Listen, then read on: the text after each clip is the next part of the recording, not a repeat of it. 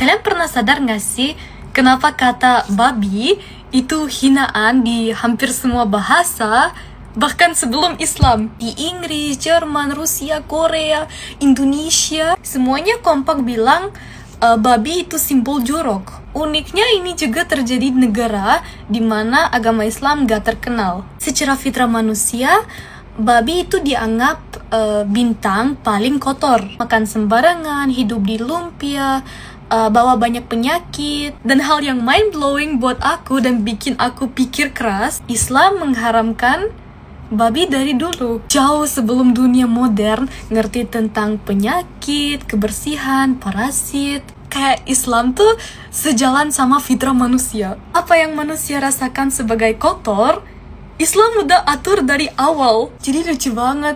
Seluruh dunia pakai kata babi sebagai hinaan. Dan Islam justru memperkuat apa yang manusia alami secara natural. Kayak ada hikmah yang sama dari dua arah. Jujur aku masih shock banget. Gimana menurut kalian? Wanita yang sedang belajar agama Islam ini semakin dibuat kagum dengan Islam ketika melihat fakta tadi yang baru saja dia temukan, bahwa hewan tersebut memang telah diharamkan sejak jauh sebelum Al-Quran diturunkan. Hal ini juga dibuktikan oleh Koh Dondi Tan saat seorang pendeta berkunjung ke yayasannya. Dalam dialog tersebut, sang pendeta tampak tidak berkutik ketika diajak membahas ayat tentang makanan yang diharamkan. Padahal ketika berdebat secara online dengan orang lain, pendeta ini dikenal sangat lantang. Namun saat berhadapan langsung dengan Koh Dondi Tan, ia tidak mampu membantah karena ayat yang dibahas sangat jelas. Bahkan larangan tersebut tertulis di dalam kitabnya sendiri. Makanan itu, Tanda tanya bukan? tanda tanya. Sini ada tanda tanya. Nah ini kan, ini sebenarnya penegasan kok. Oke. Kalau yang di sini penegasan, dengan demikian ia menyatakan semua makanan halal. Nah, pertanyaan. Buat orang Yahudi atau buat orang Israel, babi itu makanan bukan? Babi makanan. Dari Hong Kong, Imam 11:7 bilang apa? Betul. Gini loh, karena mereka menjalankan hukum dan ketetapan perintah Tuhan di Taurat, Iya. mereka nggak mau makan itu.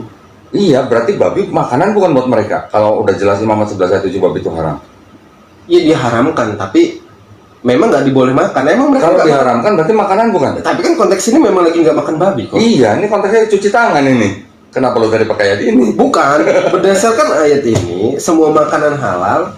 Berarti kan di luar nggak tahu Semua mereka. makanan. Berarti kalau buat orang Yahudi, babi makanan bukan? Ya makanan. Nah, kalau diharamkan masa makanan? Gini, kalau orang Yahudi kan memang harus ikut tunduk hukum Taurat. Pak. Iya. Ini kan untuk di luar Yahudi. Enggak, ini untuk orang Yahudi. Ini kan justru jadi makan sama murid-muridnya kan cuci tangan ditegur sama ahli Taurat dan Farisi. Kenapa anak buah lu nggak ngikutin adat istiadat Yahudi? Itu kan Yang sebetulnya memang begitu. konteksnya begitu kan? Kenapa lu bawa-bawa ke babi? Karena kan kalau bertanya di mana sih Yesus menghalalkan makanan? Nggak ada. Ya ini Nggak ada. Ini bukan halalin babi. bukan. Sedangkan dua kalimat ini aja beda nih. Yang satu nanya, yang satu konfirmasi. Ini penegasan kok. Iya. Kenapa di sini tanda tanya, di sini tanda tanya hilang? Tahun berapa ini tadi? LAI. Nih, Lembaga Kitab Indonesia 58. Sama nih penerbitnya.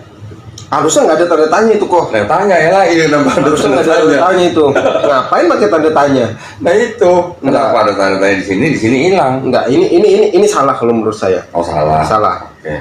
Harusnya nggak ada tanda tanya Oke. kok. Lu bilang ini salah ya? Gua tutup. Sekarang gua tanya yang ini.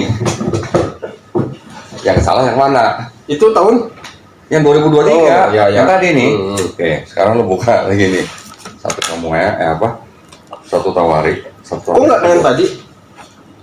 Kalau yang ini karena dari 74 ke 2023 dia tetap sama, nggak ada tanda tanyanya. Ya udah berarti itu yang salah berarti. Berarti yang salah. Berarti LAI salah ya? Ya ini memang salah kok. Oh, oke. Dia kan mengakui banyak kesalahan dalam Oke. penerjemahan. Oke, sekarang buka lagi satu tawari.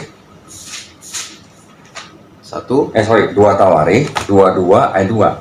Dua tawari, 22 ayat 2. Dua tawarik. Ya, dua tawari, 22 ayat 2. Ahazia berumur 42 tahun. Pada waktu ia menjadi raja dan setahun lamanya ia memerintah di Yerusalem. Nama ibunya ialah Atalia, cucu Omri. Coba yang ini berapa tahun? Ahazia berumur 22 tahun. Yang ini berapa tadi? 42 tahun. Yang salah nggak?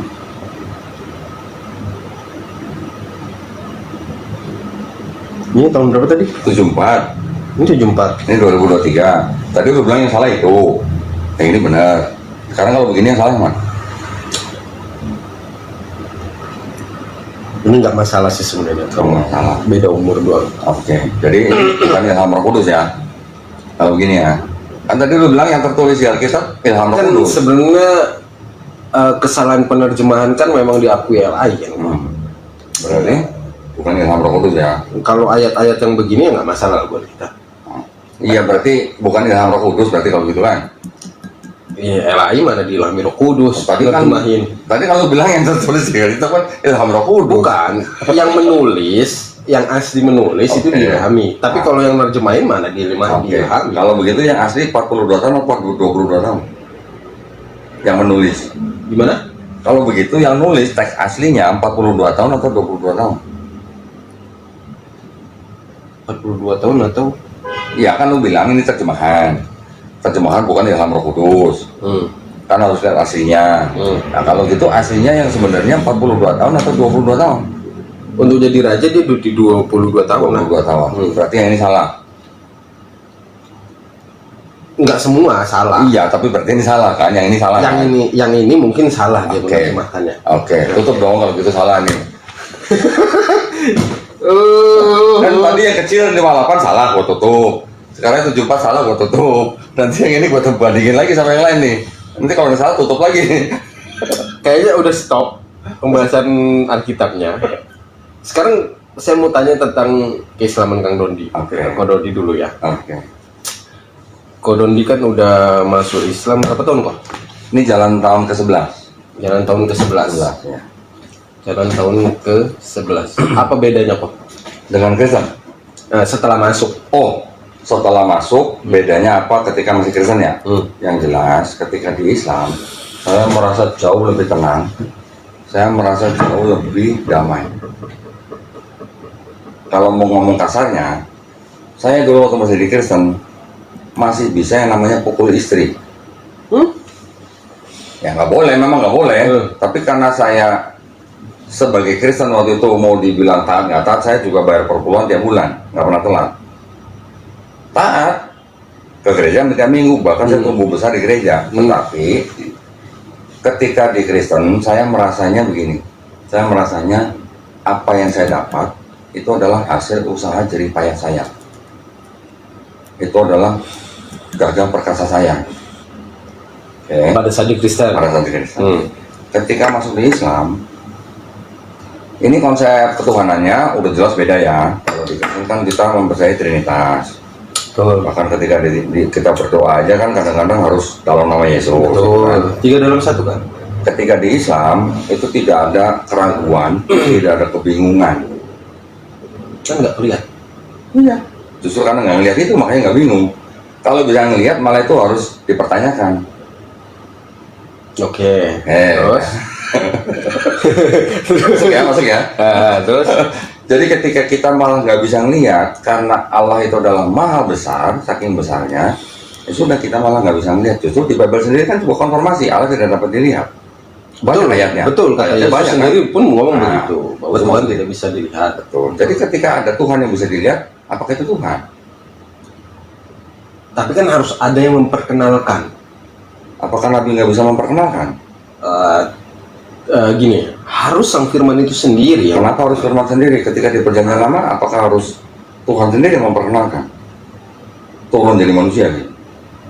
ya, malaikat yang berbicara. Malaikat. Oke, nah jadi ketika di Islam, saya yakin betul bahwa Tuhan yang saya sembah itu adalah Tuhan yang Maha Esa, yang pribadinya tidak dapat dibagi-bagi. Oke, karena di dalam Quran kan katanya udah khatam 3 kali. Cuman itu kok Apa? banyak kebingungan kok. Kebingungannya gini kok. Kenapa sulit mengartikan? Kalau ayatnya mungkin hafal ya, bisa dihafal ya. Terjemahannya itu agak sulit itu kok. Kenapa sulit? Kenapa sulit? Karena bahasa Indonesia miskin kosakata. Bahasa Indonesia Miskin kosakata dari asli Arabnya. dibandingkan bahasa Arabnya. Oke. Bahasa Indonesia berapa kosakatanya? Paling banter 250.000 kosakata. Lebih dong sekarang. Sekarang 300.000 lah. Mau berapa aja? Gofur deh. Bener. Gofur. Berapa kosakata bahasa Indonesia sekarang? 300.000, 350.000, atau kita kasih for aja 500.000. Oke? Nggak nyampe. Nggak nyampe. Bahasa Inggris berapa? Dulu yang saya tahu 650.000. Udah makin meningkat sih. Ada yang bilang 1 juta. Oke, 1 juta. Bahasa Arab tahu berapa? Berapa? 12 Juta. Bisa nggak kita bandingin 12 juta kosakata dengan 500.000 kosakata? Makanya tidak bisa diterjemahkan secara sempurna oleh bahasa Indonesia. Jangankan bahasa Indonesia, bahasa Inggris saja nggak bisa, apalagi bahasa Indonesia. Ya, makanya sangat-sangat disarankan ketika kita membaca ayat Quran yang mungkin buat orang-orang mungkin bingung atau apa, baca tafsirnya. Itulah gunanya tafsir. Bible ada nggak Bible commentary? Ada juga. Itu satu buku tuh yang merah hitam tuh, itu Bible commentary semua tuh. Itu Bible commentary itu, tafsir itu. Tafsir dari Kristen untuk dari Kejadian sampai Wahyu. Tuh, yang merah perjanjian lama, yang hitam perjanjian baru. Oke, jadi maksud saya, ketika kita mempelajari sebuah kitab, bagaimana kita mengetahui dan dari makna ayat-ayat itu, ya kita tetap harus butuh tafsir. Kecuali untuk ayat-ayat yang sudah jelas bahwa Subhanallah, luar biasa untuk Kohdonditan. Beliau bukan sekadar mu'alaf, tetapi malah memberikan pengaruh besar bagi agama Islam ini. Bahkan, sekelas pendeta pun tampak tidak berkutik ketika berdialog dengannya secara langsung. Saya pun salut kepada pendeta ini yang berani berdiskusi, bahkan menanyakan langsung perbedaan yang ia rasakan setelah masuk Islam. Yang tentunya percakapan ini sangat menarik untuk kita simak, tapi sayangnya live dari pendeta ini terputus. Hal ini memang penting dilakukan oleh Kohdongitan kepada para pendeta dengan diskusi tertutup, di mana nasihat diberikan lebih intens, tenang, dan jauh dari perdebatan terbuka yang berpotensi menyinggung. Sebagaimana yang pernah disampaikan oleh Imam Syafidi, barang siapa menasihati secara rahasia, maka sungguh ia telah menasihati. Dan barang siapa menasihati di hadapan umum, maka sejatinya ia sedang mempermalukannya. Semoga diskusi tersebut menjadi jalan hidayahnya menuju Islam. Terlebih dari berbagai informasi yang beredar, pendeta ini pun kerap mengakui kebenaran ajaran Islam. Dan bagi mereka yang sedang belajar Islam seperti wanita yang kita saksikan tadi, semoga pencarian yang jujur ini benar-benar mengantarkan pada kebenaran sejati. Karena hidayah akan datang kepada siapapun yang mencari dengan hati yang tulus. Sampai jumpa di video selanjutnya. Wassalamualaikum warahmatullahi wabarakatuh.